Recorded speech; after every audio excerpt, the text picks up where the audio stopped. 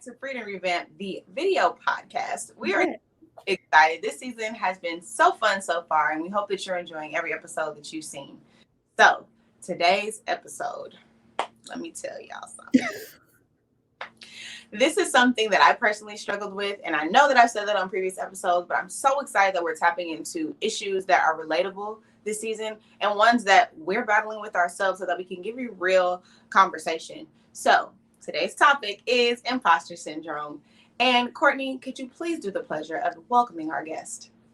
Yes, I am super excited for today's guest because she has a podcast of her own that I tune into, and it is like, y'all got to catch it. So today we have Lo of Shaking the Table podcast to discuss this topic with us, and it is going to be amazing. Hello, Lo. Welcome. Hi. Lo, we are so excited to talk to you about today's topic of imposter syndrome, and we love to hear your feedback as well as join in conversation with you. But before we get too far into conversation, they already know what's coming next. Yes. Ask every guest, as this is the core purpose of what we do here. How do you define freedom? Ooh, I love this question. Y'all get deep right off the gate. For me, freedom is the ability to be my creative self without limitations. I grew up in a really strict family, so I struggled to find my identity and also just be myself authentically. And so now as an adult, I'm able to change my hair and get the nose rings and have the little tapestries and just show my creativity in any way. And so I'm kind of tapping into that energy right now, wearing yellow, which is the color to me of freedom, of vitality, of joy and happiness. So that's what freedom really is to me. Just no limitations. Do whatever you want, whatever makes you happy. And you know the sound. So based on that definition, our founder has come up with the concept of practicing freedom. And she says that practicing freedom is so imperative. Freedom is not a destination, but it's something that we journey towards or that we journey throughout. So how do you think that you practice freedom? I think I'm just very unapologetic about the expression that I was just talking about. And I mean that in a sense of I wear things that are going to make me feel good, even if I'm not having a good day. I decorate my space. People underestimate the power of the energy in the room around you. So my bathroom is a sanctuary. My bedroom is a sanctuary. Everywhere that I lay my head, sit my tail, whatever, is a creative expression or the embodiment of who I want to be, and that is joy. And so I guess I practice freedom by being creative, allowing that to come out, but then also radiating love. The more you kind of live in that energy of love, the more you kind of just are free. I can't explain it. It's just more of an energy exchange where you just you're positive and you give love freely, you give the compliments freely, and you're not doing it in hopes that you get it back, Yeah. Absolutely. Well, that's a wonderful definition. I love the time we bring someone on the show, we get different answers. And then when we ask them about practicing freedom, we get things that we can implement into our own lifestyle. So one of the things that stuck out for me in your practice is understanding the concept of what the spaces around you, the effect. So that's something I'm definitely taking into consideration. I'm actually getting ready to redecorate my room. So I'm really excited to be things that I place in the room so that I can create my own sanctuary, like you said. Yes. Awesome. So as we mentioned earlier, we are getting ready to hop into the heavy topic of imposter syndrome. Now, this is something that has sprung up more recently in the pandemic and was going viral at one point with different memes and things on the social medias. But I think that it's going to be great to talk about this with my fellow African American women and how we experience that specifically here in America, whether it be in corporate America, in our social lives and relationships, or whatever the case may be. So ladies, let's jump right into it. So my first question for you all is, how do you define imposter syndrome? So for me, I feel like it's this persistent self-doubt. It's I'm undervaluing myself and what I bring to the table.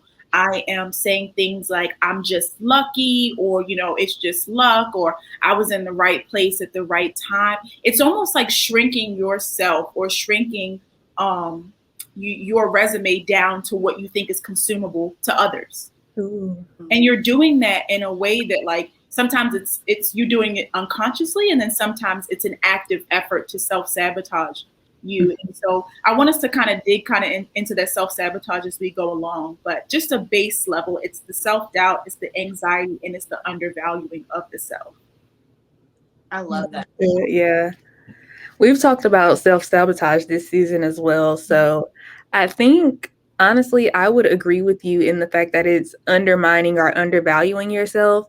But to be more personal for me, I think imposter syndrome looked like being around a certain group of peers and trying to blend in with what they had going on, and then like going to a completely different group and then blending in with what they had going on. So for me, and I think we're going to get into this later, it almost came from not knowing my identity in the first place.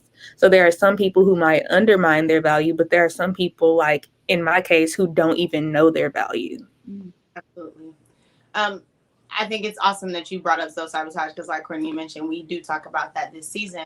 But one of the things that I think defines imposter syndrome for me is this feeling of almost like an exaggerated humility. Like we are almost too humble in certain situations. Like you mentioned, like you brought up the key point of like, oh, I just got lucky or whatever the case may be. And we're negating all of the hard work and effort that went into whatever the task or success might be that we have achieved. The Harvard Business Review actually defines imposter syndrome as doubting your ability and feeling like a fraud. It's disproportionately affects the high achieving people who find it difficult to accept their accomplishments. So we just talked about that, like the concept of like you have accomplishment and it's like, oh, I can't really accept this. Like, no, I didn't do it. I just got lucky, or it just worked out that way, or whatever the case may be. And I think that's something that we unfortunately do a lot. Just kind of standing in my own truth as an African American woman. So often we take the things that we do great and we credit them to luck, or we credit them to something else. And one thing that I do credit most of my success to is God. And I won't deny that, because a lot of the strength and the will that I have to do the things I do comes from him. But sometimes I do give other people credit for the things that I do because I'm like, oh, I don't want to take all the credit. I don't want people to think that, I'm, full of myself or whatever the case may be. But that's not the case. So I think that sometimes imposter syndrome too is like a piece of like combating the lack of self-confidence, like self-sabotage or low self-esteem or whatever the case may be stemmed from that. So as we go into our next question, I kind of brought up a little bit of that just now, but what do you think are some things that contribute to imposter syndrome? Like what are things and traits or feelings that we might have that contribute to this feeling of imposter syndrome? Mm-hmm. You know what? You actually just touched on it when we were talking about things like race. So I feel like race, gender, age, sometimes sexual orientation, like there's so many different things that kind of play into identity-wise. And so, Kourtney, you touched on this in the beginning of like, if you aren't secure in your identity, or if you're still kind of figuring that out, I feel like that is also part of what can contribute to that feeling, because if the sense of self or the lines around like who your identity is blurred and you can't really see that clearly, it's like, how can you focus on how you're coming off to others, or and so it's that there's this need to prove yourself. For me, my imposter syndrome comes up from wanting to be a perfectionist, wanting to have everything together, or wanting to come across like I have things together.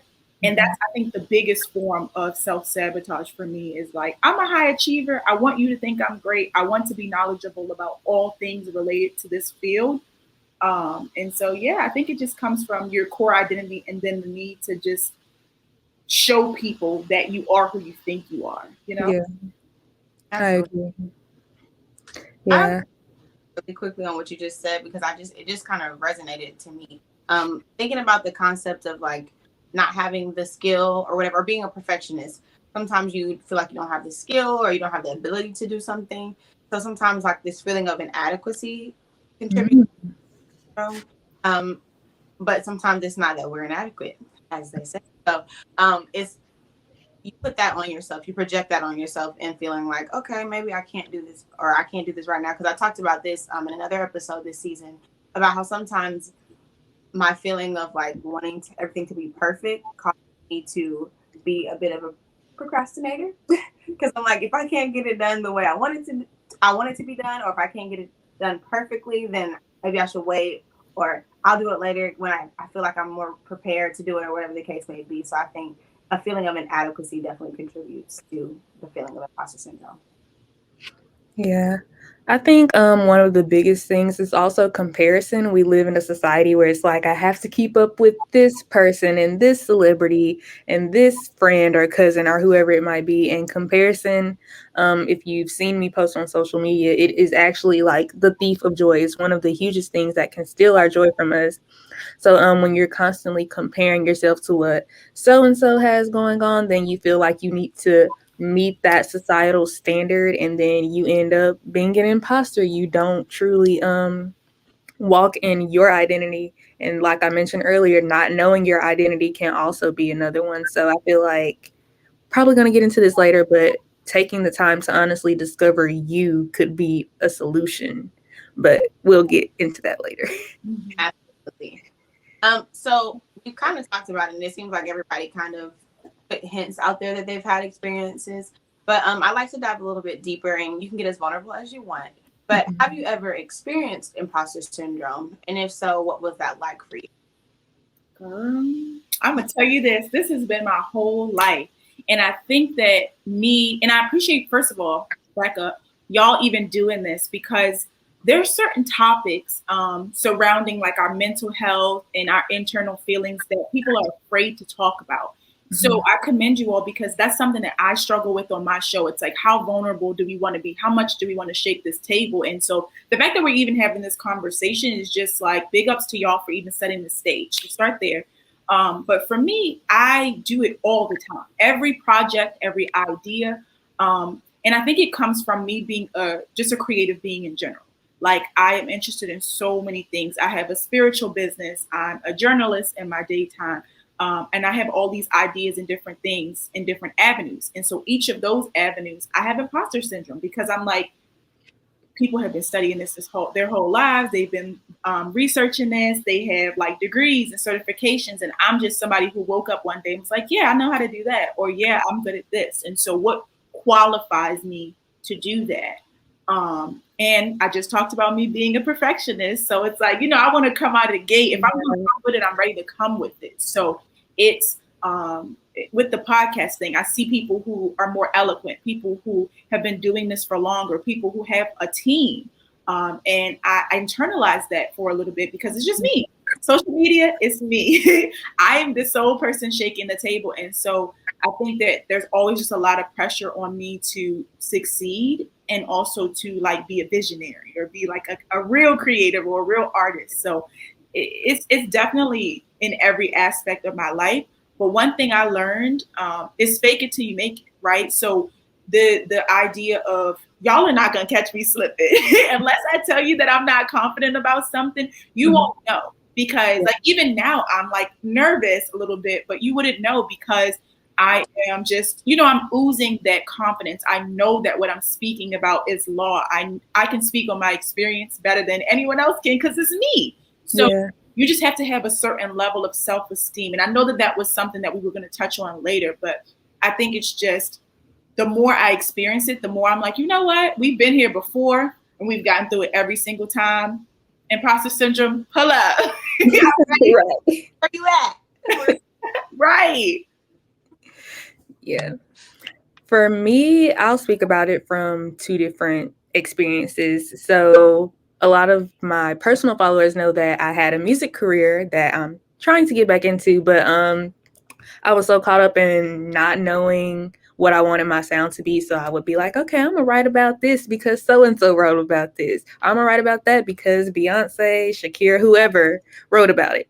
And so I sent it to my producer, like when I was just doing a rough draft, and he's also a friend of mine, and he sent it back and he was like, no, because that's not you. Why are you talking about this? That's not who you are.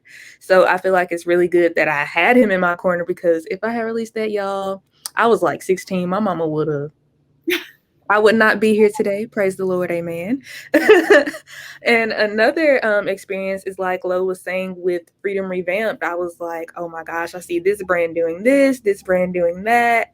And it's just like you want to keep up because you want your brand to be successful. And I'm learning that it's okay to keep up, but do it in your own right, because some of the stuff, if we were to transition and try to be imposters of what these other brands are doing, then our followers would be like, do y'all have like a new founder or something? What's going on here?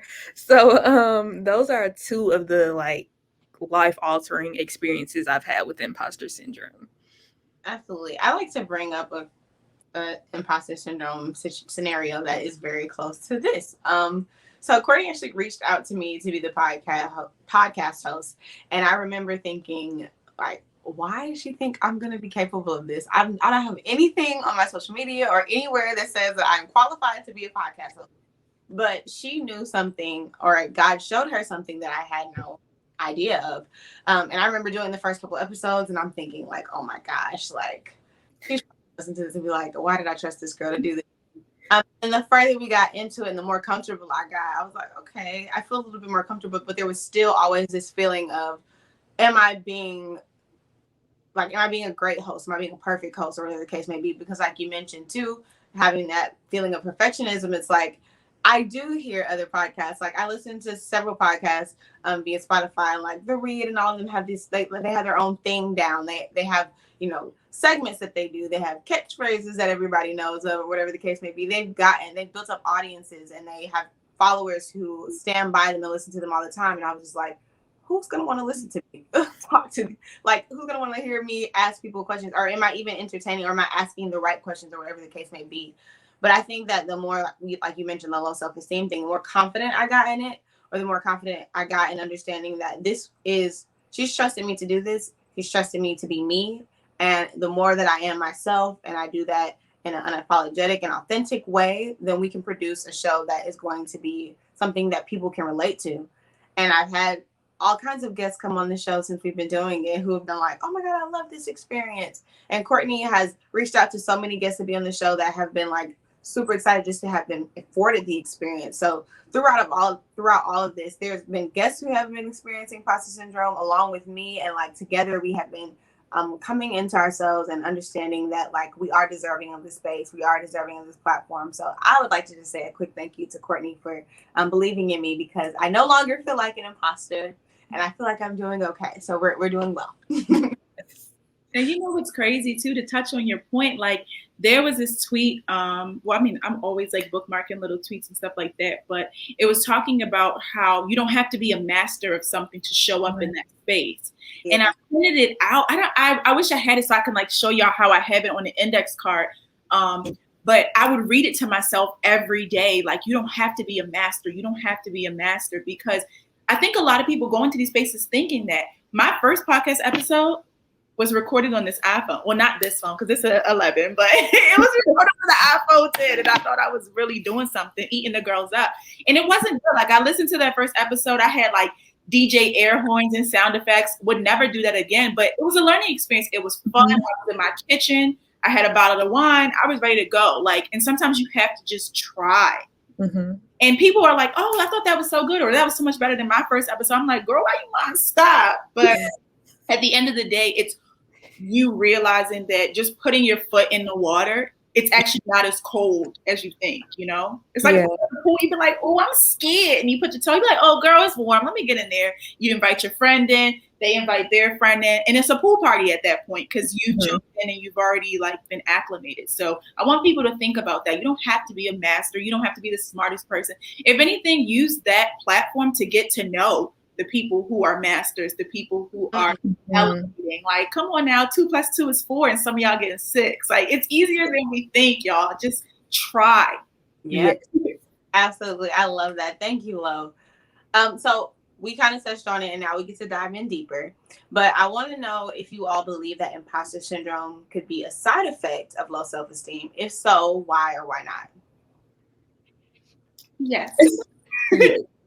And when I'm not gonna lie to you, when I first saw this, I was like, no, denial. It is. And I'm gonna tell you why. Because it's obvious. This is where the no kind of came from, or like the sometimes, or the circumstantial, but I'm definitive. So we're going to say yes. You can obviously have high self-esteem in other areas of your life, but still struggle in a career sense or like a goal or project sense. Like me, I'm confident in certain areas, but in other areas, I'm like, ooh, maybe I need to work on that. Like I'm good at the networking because I love my personality and that's something that other people enjoy my energy, but I struggle with taking that and relaying it into an actual opportunity. So that's the space where I'm like, ooh, imposter syndrome. But the front end, I got you. The back end, I need help. But when you question like your worthiness, that is self-esteem. Like you think people are better than you. You have trouble with accepting feedback. You could be overcritical of yourself. And so the way I look at it is if I have healthy self-esteem, I know that even if I'm not good at something, I can work on it. Or I reframe it as how can I learn? Who can I learn from? Where can I go so that I get that? And then you also accept your strengths and weaknesses. But someone with low self-esteem, and I know because this is something that I've been struggling with over the last couple of years, is I was having trouble receiving that feedback. I was overly critical of myself. I didn't think that I belonged in a lot of spaces. And the more I worked on my confidence and my self-esteem and my self-worth, I was like, who better to do it than me?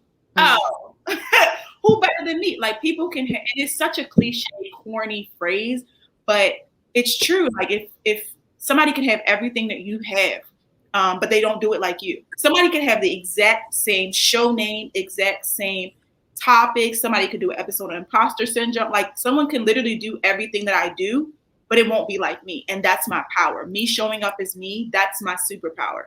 And until we get that like stamped, get a tattoo on your forehead, like I am me and that is my superpower. Until we realize that, we can't get anywhere. That's healthy self-esteem. So yes, absolutely a side effect of it. The more you learn and grow and stand tall, like that superpower pose, you really have to do that because you're like, I got this, let's go. Yeah, definitely. Yeah, I would say for sure it is. If you were confident in yourself, whatever area it is that you're being an imposter in, then you wouldn't feel the need to be an imposter. So for instance, like she was saying, for me, it was freedom revamped in my music career. Had I known that I was one, meant to do this, two, good at doing it, three, I wouldn't have been called to do it if I wasn't meant to, then I wouldn't have felt the need to say, okay, let me look at this platform to see what they're doing because this is what I need to do. Like she was saying, nobody can do what you're called to do better than you because clearly God called you for a purpose. So it is definitely a side effect of low self-esteem. And I'm speaking to myself when I say this. I honestly need to take the time to like build my confidence and see that clearly I'm going in the right direction. Otherwise, it would have been stopped by now. Absolutely. So absolutely. I'm always right here on the sidelines. But I definitely feel like it's a side effect of low self-esteem. And when I was asking the question, I was like, wow, I could already think of so many reasons why. I think the primary reason why is because when you walk into a room and you have confidence, you own the room. So you can't be an imposter. This is my room. So if anything, someone else here could be an imposter, but not me because it's my room. And that's with every space of life. That's whether it be in relationships, because I feel like I used to struggle with imposter syndrome in some of my friend groups. And I know that sounds crazy, but I'm an introverted extrovert. So sometimes I find myself in spaces where people around me have, they're bonding or whatever the case may be. And I'm just kind of like in my own space until it becomes more of a group setting. And then I get more comfortable. And I'm like, okay, DeShon is here now. And I used to struggle with that for the longest until I just started being myself authentically. And the energy that I had was something like Lo said, like, I loved my personality, and then it just so happened that other people love my personality. And I was like, dang, what was I hiding myself for all this time before? Like, I was afraid I might be too goofy, or I was afraid I might be too much for people because I'm a lot. I have a lot of energy to offer the world. So I was worried about that. But the more that I've grown and come into myself, and I've seen my self-esteem shift from where I was, honestly, coming out of grade school and throughout college to coming into my adult years, there's absolutely nothing anyone can tell me anymore. So now I feel like, okay, I'm an imposter where? this is my space. I'm just coming into this greater sense of self-esteem, which is almost kind of ridding me of imposter syndrome. Now there are still areas, like Lo said, where I do struggle with low self-esteem, that I still experience imposter syndrome, but the areas that I have developed a greater sense of confidence, there's absolutely nothing you can tell me in those arenas. So I'm happy to see my growth, and praying that it will continue in all of my spaces so that I can walk into every space with the same amount of confidence. Now, this next question, I need answers. Okay. How can we reassure ourselves that we do belong and that we are capable? Because that's the direct combat to imposter syndrome. Mm-hmm. Not belonging or not being capable. So how do we reassure ourselves that we do belong and that we are capable? Mm-hmm. Easiest one, because I had to be intentional. I wrote a lot of these answers down. So I have a list of 5, but one, going off of what you just said, know yourself. The more you know yourself, the less people can project images onto you, and the less you'll start to believe those projections. So I like to think of it as literally, if I have a green screen that already has something on it, it's going to be hard for someone else to come in and see it and be like, oh, that's not what that is, or that's not a clear image, or I can't see that, whatever they want to say. Like, you see the thing for what it is. But if it's a blank canvas, people can easily come in and be like, oh, you're not good enough, you're not smart, this person, like, they can come and toss tomatoes on your screen and you won't be able to see anything, because that's where we start to have these blurred lines. When we were kids, when we were like in our youth, our youth level, nobody could tell us anything because we were fearless. I used to literally jump off the roof of my grandmother's house into the garden just because, like, stupidity. But now it's like, I have people in my mind being like, maybe you shouldn't do that. Maybe you should have knee pads. Maybe it's not smart. Maybe you should. And you know that fear becomes ingrained. Mm-hmm. I spent so many of these adult years unlearning that fear and tossing away those, like, negativity and projection. So start there. If you know yourself, no one can project onto you. You're not a blank canvas. You are set in stone, honey. You are a sculpture. You are there to stay. That's the first thing. But in terms of my actual list, don't underestimate affirmations. People be sleeping on me when I be posting my affirmations, thinking that, oh, you know, this is just something she just says. No, I'm about that life. I live this life. I stand in the mirror, the superpower pose. Y'all be laughing. Superpower, whatever you want to call it. But I stand there, and every time I have a conversation or I'm about to do something that is tough for me, which speaking is one of them, I be in the mirror like, girl, you about to eat this up. You about to give it to them, and they going to enjoy it. They're going to eat it up like there's no food in their fridge. You hear me? And it's like, when you have that positive self-talk, yes, unstoppable. Then we have what my therapist recommended. So when we talk about, like, what works for the self versus, like, this is she get medical with your girl, or whatever the term is, but we got deep psychological. She said, make a list of your strengths and weaknesses and be honest about it. And so that is like you being introspective and reflective as I don't know what, because if you know, like, I'm not the best public speaker. Sometimes I say the wrong stuff and I had to, like, backtrack, because, you know, when you get excited, just word vomit, right? But I know that that's something I need to work on. So what do? I power pose. I write a list of talking points.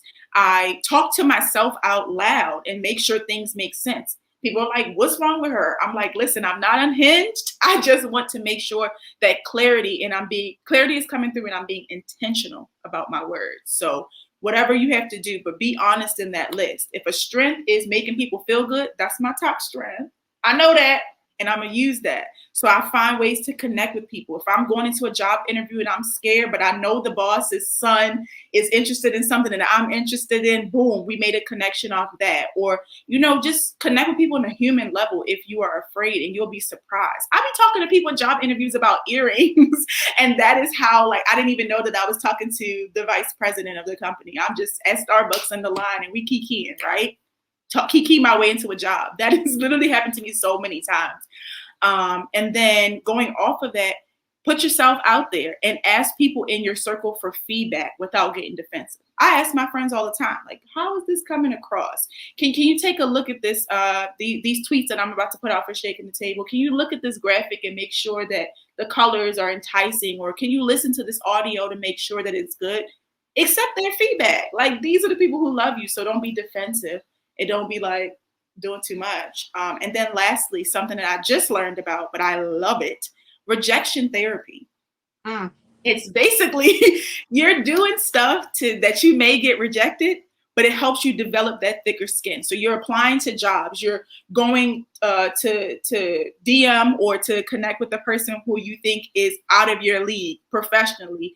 On a romantic level, you are reaching out, like not fishing for friends, but kind of just connecting with people. You're like, oh, you're a girl boss, I'm a girl boss, let's get into it, you know? And so putting these feelers out or doing things that scare you is actually healthy. It's a bit unhinged, like I said, but I'm telling y'all, it works. Like, me doing that often, it's like my skin is just getting thicker and thicker and thicker. And eventually I'm going to get to a point where I'm like, what you got? Because I'm ready. You know, so I hope those like resonate. Definitely. You're preaching to the choir on that last one. I'm an actress, so let me tell you, I am the queen of rejection therapy. That is what we do all day. We audition so often, and sometimes we don't hear. Sometimes we get so close, and then we get rejected, whatever the case may be. And that built up. I think that's probably the sole reason why I have such high self-esteem, because there's absolutely nothing you can tell me. Like, I go into those spaces so authentically me. I give it the best that I can, and then whatever happens, happens. And I literally don't take anything personally. But if we're talking about ways to reassure ourselves, if I were to like say some of the things that I'm personally doing, I take myself out or like allow myself to enjoy myself or whatever the case may be. And I think one of the things that has really done it for me more recently, especially since we've been going through the pandemic, is spending more time with myself. That's one way that I can reassure myself that I'm capable. Because if I take the time to be more self-aware or to really dig into who I am right now and what's the space that I'm in right now, how do you feel? You talked about strengths and weaknesses, Lo, and that's a big thing too. Like, what are my strengths and weaknesses right now? Why are these weaknesses here? Are there things that I can work on or bad habits that I can break or whatever the case may be? That makes me feel more like I belong, because once I've mastered and turned those negatives into positives, then I'm in a space where I feel more confident in who I am. And another thing that has always made me feel like I belong or that I'm more capable is learning my identity in Christ. The more that I identify who I am as a child of God, and I gain strength in knowing that I am made the way that I am, I'm uniquely made this way for a reason, and that I'm fearfully and wonderfully made, and that there's no reason why people would need to deny me in the way that I am created, because this is a beautiful creation made by God. The more that I get confidence. And sometimes that's easier said than done in the situations where we're struggling. But when you get a chance to sit back and reflect on those moments, which is why self-reflection and self-awareness are so important, then you get a little bit more confidence. You get a little bit of a stronger feeling of belonging. And then in those spaces where I don't feel capable, sometimes you just aren't capable. You might not know the things you need to know in order to thrive or survive in that realm or that arena of your life. But then how do you fix that? Especially when you're talking professionally, you might not have the skills yet, or you might not have the knowledge to thrive in that professional field. But when you go and you learn those things, maybe you sit down and spend some extra time doing some research on your own, or you look back over policy or procedures or whatever the case may be, then you step up and you have the capability to do what it is that you felt you weren't capable of doing. So those are some ways that I reassure myself and make sure that I know that I do belong. Yeah, I'm going to speak to people who have been in situations like mine where when you first start out, you don't really compare or you don't really become an imposter, but then you're like in the middle of the process and you start comparing. So for me, it's always looking at quote unquote the evidence. So I look at how when we first started this platform, didn't really have a proper name for it, didn't really know what type of stuff we wanted to post. Had like maybe 5 followers. That was me, my sister, my cousins. And then looking at how the evidence of how we've grown and how people are like, when we don't post, they're like, okay, well, where is Freedom Revamped? So looking at the fact that you have grown from one space to another, and that God or whoever your higher being is wouldn't have brought you from that space into this higher space just to leave you here, knowing that there is more spaces for you to grow. And also, like Lo was saying, affirmations. that's like a huge thing for me. And also manifestation. We talked a little bit about how I feel like society has made those two different things, where some people, for affirmations, they just touch the surface, but manifestation is speaking over where you want to be. Because once you put things out into the atmosphere saying, I will be successful, I will get this acting part, my podcast will gain this many followers in this many days, then it becomes word, like it becomes key to everything that is going on. But also putting in the work. If you are experiencing imposter syndrome, then most likely you aren't confident in what you have going on, or you feel that someone else is doing it better than you are. Then simply just take the time to study your craft, whatever it is, and put in the work to become that better person, or entrepreneur, or coworker, or actress that you want to be. Those are all things that I'm currently practicing, so that's why I can speak on them. There might be other things, but I did want to put a follow-up question to what Lo said. But you talked about how when we're younger, we're super confident and we can do all these things without fear. And then as we get older, that fear develops. So I want to ask both of you, where do you think that comes from?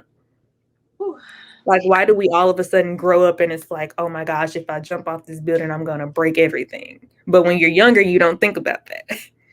Well, it's conditioning. It's like, I think about the version of Lo that just was like doing whatever. She cared. She was reckless. Like, I literally, it's so funny. Someone asked me the other day, like, what happened to my foot? Because the right side of my, like where my ankle is, it's like completely skinned.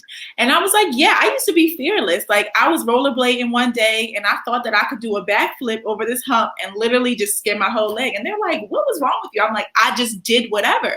I didn't have another person or example in front of me that was like, you'll fail, you'll get hurt, you'll whatever. So it was like, just do whatever. And then you learn by consequence. And I think as we get older, we see some of those consequences more apparently, like, you know, on the basis level. If you don't do your homework, you could fail out of school. You learn that there's a reaction or a consequence to every action. And you get to a point where you see so many consequences that you start to ask yourself, what could go wrong? And then you answer it. Like, usually you'd be like, what's the worst thing that can happen? And you don't answer it. You just try, and that motivates you and kind of pushes you off the ledge a little bit. But as you get older, there's this, well, if you didn't know what's going to happen, let's tell you. And then you kind of have all these intrusive thoughts. And so I think it just comes from the conditioning. Over time, you see other people fall on their butt and you be like, I don't want that to happen to me, though. Or maybe I need a plan B. But even you saying you need a plan B is like, you're not betting on yourself fully. Yeah, absolutely. How'd that sound? I think to kind of piggyback off of that, the biggest thing is that there's a great sense of innocence when you're in your youth. You don't know, so you try. It's like the analogy of the stove. We are told the stove is hot, but we have to find out for ourselves. So that when we touch it and we burn ourselves, then we're like, okay, that stove was hot. So then next time we're on the stove, we're not as excited to go reach our hand into it. We might be a little bit more skeptical. So that everything else that comes in life, like life has tons of fires. Life has tons of stoves that we walk up to and we're like, oh, wait, I remember touching it and it was hot. I don't know if I want to touch this one. This one might be hot. And it might not be hot, but we will never know because we don't want to try. We don't want to reach and touch it.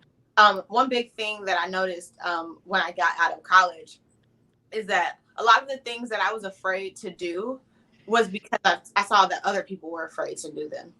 So at the time, I've been dating since I was in high school. So I wasn't dating throughout college. I've been with the same guys the whole time. So my friends were dating and I was watching them fumble and I was watching men treat them poorly.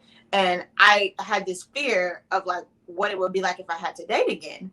And I was like, it was like, and I used to always say this, and I was like, dang, I shouldn't be speaking this over myself. But I was like, if anything ever happens with me and Terry, I am not dating again because I don't want that for myself. But that's not a realistic statement. It was just that I had seen so many other people get burned that I was like, I'm definitely not touching the fire. No. I seen their scars. I don't want it. So like you said, with the conditioning, the more that we see, whether it be with our own experiences or others' experiences, things go wrong, we kind of get nervous for ourselves. We watch businesses fail, but we also watch businesses succeed. But we're not excited about, oh, I might go be successful just like these people. We're like, oh, I might fail just like these people. We always take the negative road and not like the high road. Like there's so many times that things work out perfectly for others. Sometimes people go and touch it and they come out with $100, but we won't go and try it because we're like, but that one person got burned. So do I want to get burned or do I want to go try my hand at getting $100? We don't know. We that's just how our human brain works. And the more that we become adults, sometimes I talked about this in another episode, we become too much of realist. Like what's real gonna happen, or like that's not real, or like we're thinking too much logistically that we forget that sense of imagination. As kids, we didn't care what was real and what was fake. I'm sure Lo was jumping off that roof thinking, I'm about to fly. But now a logistic like adult brain is like, I can't fly. I'm not about to jump off this roof. But as a kid, we had no inhibitions. We were like, let's do it. We just want to try. I think that if we get back to the space of wanting to try, like rebirthing ourselves, rebirthing that childlike imagination, that childlike zeal, like we might be able to do so much more. We might be more capable of so much more, which is why I love being creative, because that is one of the main things that makes us so special. We don't lose that imagination. So oftentimes people look at us and they're like, dang, they're so childish, or oh my God, right? Crazy. They don't get it. But that's because we still have such a great hold and a grasp on that so many people have lost in this fight to be an adult and to be proper, put together, and to have their tie and their shirt buttoned up to the neck, or whatever the case may be. And we're just so loose and free, and we take the chances. So it's so great to hear like both of you ladies talk about the chances you took with your brands and with the podcast, because imagine if you didn't. Mm-hmm. Imagine if you didn't touch the fire. You would have never known that you weren't going to get burned because you got okay to me. So thinking about that is like one of the things that has really shifted how I feel as an adult, to kind of bring me back some of that childlike imagination, like to lose some of that like boredom that comes with adulthood. Yeah. So you both said like either things have happened or you've seen it happen to other people, but what about the things that people say? For instance, we're all African American women, and one of the hugest things that I consider imposter syndrome is how we as Black women have tried to in the past conform to the quote unquote European beauty standards. For me, growing up, when I was natural the first time before I started getting perms, it was like no Black woman in my area was doing natural hair. It was all perms, or you just gonna have to go to the Africans to get your braids.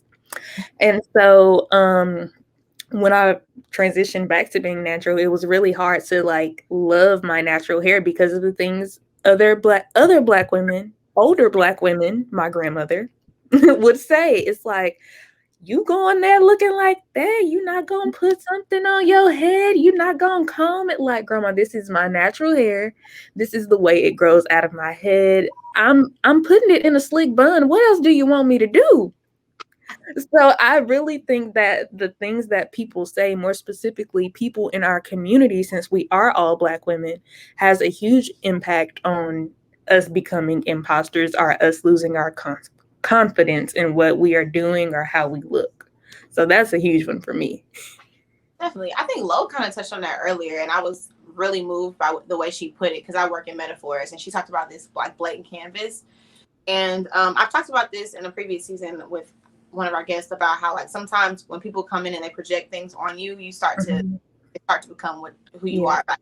So if we talk about that same blank canvas, Lo said, if you have a blank canvas and people walk up to it and they put ugly on it, or they put nappy headed, or they put big lips, or they put whatever the case may be, all these things that are projected onto Black women, and we look at that canvas and we allow it to be a mirror, and we're like, oh, okay, I'm ugly, I have nappy hair, or whatever the case may be, and we start to like allow those things to become who we are, we lose who we are. So we have to like correct those things. You have to mark out ugly and put beautiful. We have to mark out nappy head and put natural, and it's my crown, or whatever the case may be. We have to reclaim the things that were negatively said about who we are. Because growing up, I struggled a lot in grade school because kids are just mean. You know, kids, it's just no way say and do whatever they feel to you when you're young. And a lot of that you take on because you're young. You don't know any better. You don't know who you are yet. So you allow what other people say you are to be who you are.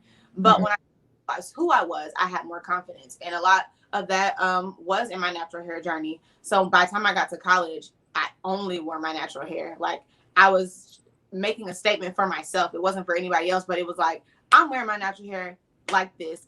I'm not gonna do any weaves right now. I'm not gonna do wigs right now. And then I got older and I was like, okay, convenience. I take that back. That part. We're gonna do this. We're gonna do some braids. We're gonna switch it up, because it was like, I also had found out that I got to a place where I was not doing those things because I was worried about what other people would think.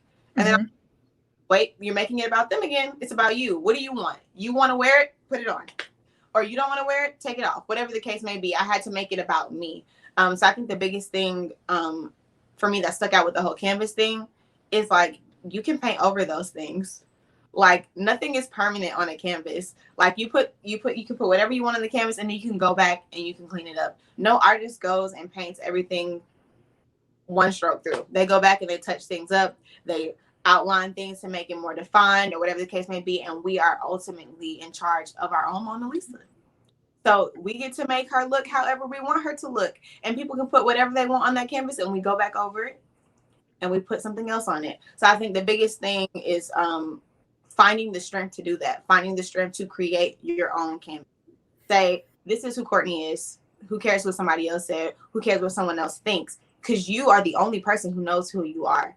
And that was one of the biggest things that shaped my my road toward a higher self-esteem, was understanding that everything that people had said was their own opinions or what they saw in that moment, but they had no idea who I really was. They might have seen what I was going through.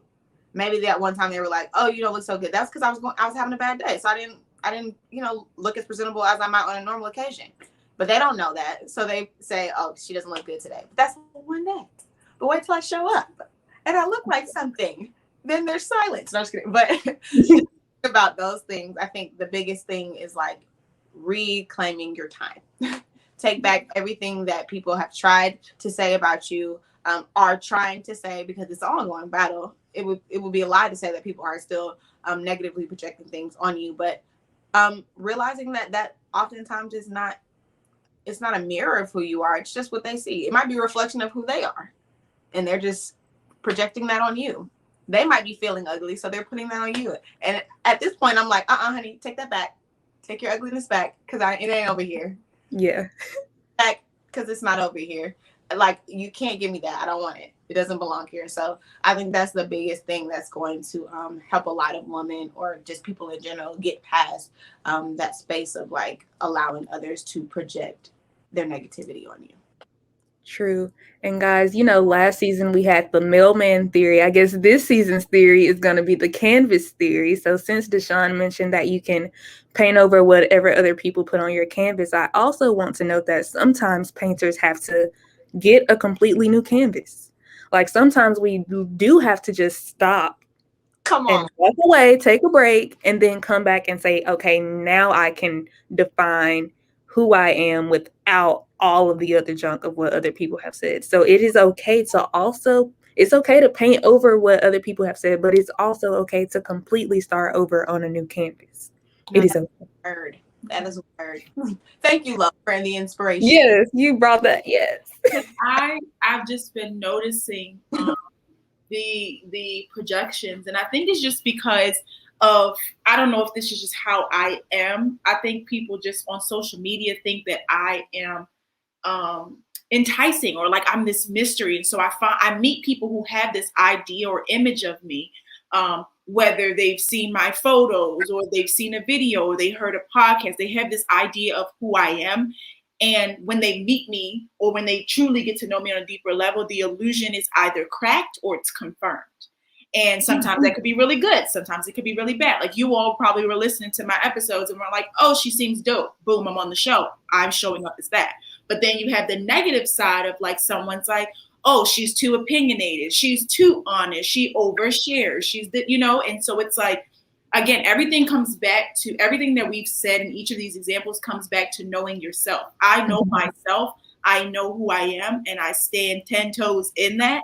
So no one can deter me from that. And so when we talk about this canvas example, Kourtney, you touched on it perfectly. I was over here like, yes, because I'm getting a new canvas. I'm 25 years old this year, and I'm a whole new canvas. So people who knew me last year, you don't know me. People who knew me last month, even you barely know her, because I'm constantly evolving. I'm edifying, I'm resolving, I'm revising, I am making myself better and growing. And so I want to almost say, forgive the version of me that you met or that you know if it's negative, but then also I'm at a point where I kind of don't care, because it's like, I wouldn't expect you to be the same person at 17. And if you are, God bless you, work on it, do better. But some people who met me at 17 when I started college still have that projection or that illusion. And it's not on me to fix that. It's on them to kind of regroup and relearn the person that I am today. So if those of you out there who are struggling with people's projections, it's like, just keep showing up as yourself.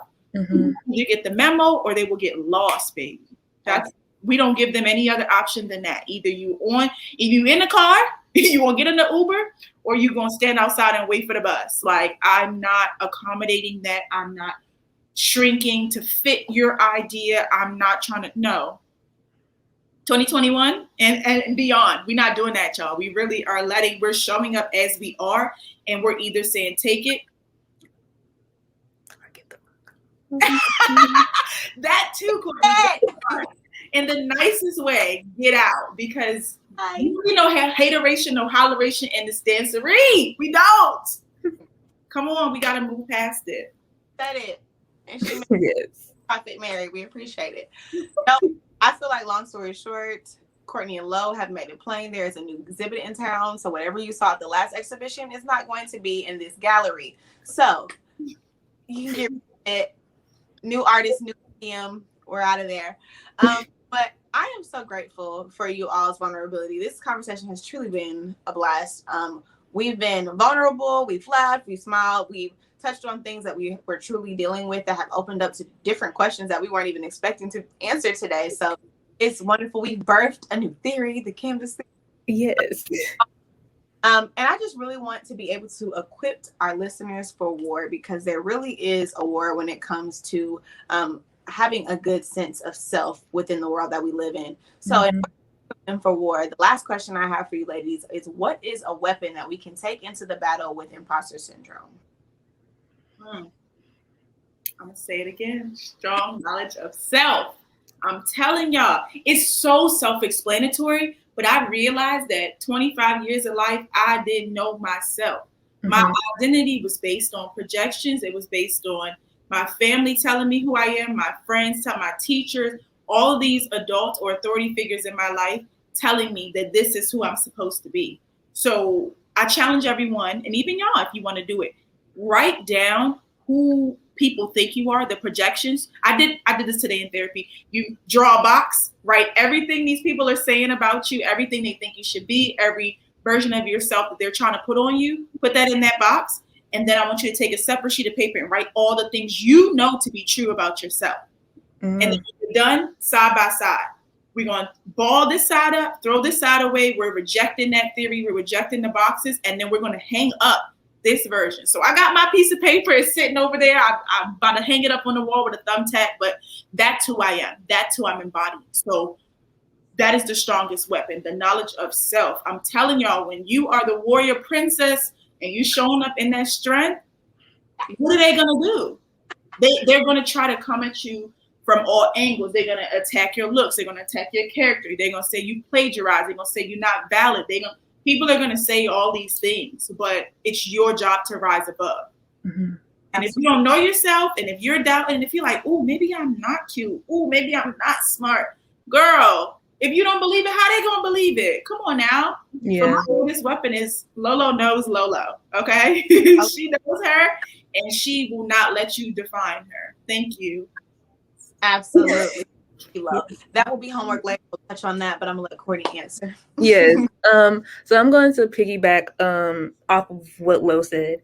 So once you do have that strong knowledge of self, we do know that once you're rooted in something, or once you're made aware of something, the war will become even more deadly, to say the least. So one thing I'm taking into account in like this season of my life is that I'm not responsible for anyone else's depiction of who Kourtney is. Mm-hmm. And who they think Kourtney is, even if she was that person at one point, like I said, it's no longer my responsibility. And most times it reflects them more so than it reflects you and who you currently are. Most people who still see you as the things you did when you were 17, 15, 14 are still stuck in that moment, even though you no longer are. And I've experienced that a lot this past week. People who have been in my life in the past coming back in and still having that same depiction of me. And I'm like, well, I cannot control that. I'm showing up to you now as who I am now. If you don't want to accept that, then that is okay. But I am choosing to no longer live in the past. So that's what it is for me. Mm-hmm. And Mary had her little lamb. Yes, she. Weapon that I'm going to take into this war, and we talked about it earlier, is going to be affirmations. Mm-hmm. I love the power of words, whether it be me writing them down or just speaking over them myself. I spend a lot of time driving in the car with no music on, literally having conversations with myself and reflecting, because self-awareness is so important to me, because it has literally given me so much strength in my adulthood. So I want to say that whatever your affirmation may be, whatever it looks like for the space that you're in, that is the weapon that you need to take into this battle, because realistically, words are weapons. And if you put those words out there, there's absolutely nothing that anyone can do to combat it. But it's also up to you to not just speak those things, but to follow through with an action. So if I'm saying that I am fearfully and wonderfully made, I need to make sure that my actions reflect that I enter into these spaces with confidence, knowing that, or whatever the case may be. So affirmations are my weapon. But you already heard Lo give the homework, and you guys know that we give homework at the end of every episode. Or as it was mentioned in one of our other episodes this season, help work. So Lo brought in this wonderful exercise that I would like to encourage you all to take the opportunity to do. So we're going to grab 2 pieces of paper, and on that one page, all the things that people have projected on you, all the things that people are thinking about you that may or may not be true. And you're going to grab another piece of paper, and you're going to write what you know to be true, what is facts for you. And you're going to ball up that other piece of paper, and you're going to hang up the one that is your truth. And you're going to look at that every day, and you're going to know that that's your truth. And throughout this week, we want to know whether or not that made a difference for you. So comment below and let us know if that made a difference for you. Thank you, Lo, so much for that exercise. I'm going to try it out myself. I love trying out everything that we hear from our fellow guests, because it's just so good to be able to work on ourselves throughout this experience too, because it's not just something that we want our listeners to do alone. We want to move through this journey toward freedom with them. So thank you, ladies, again for this wonderful conversation. It has truly been a pleasure. I feel like we've dropped so many gems. We've had so many conversations. I look forward to rewatching this myself and seeing all the great things that were said for a second time. So thank you to Lo. Lo, you were wonderful. You should, as you should have, and we're so grateful. So I want you to make sure that you share your information with our listeners right now. How can they follow you, and how can they stay abreast of what it is you're doing? Okay, thank you all for this space. Thank you for this time. Thank you for your energy. I have had so many good little nuggets that I'm going to put in my pocket. If y'all want to follow me, you want to know how I know, my @ name is Lolo Be Knowing. Sometimes I know, sometimes I don't know. But that's just a play on like knowing the self and being like spiritually aware. So Lolo Be Knowing on every channel possible. Pull up on me. Well, Lo, thank you so much again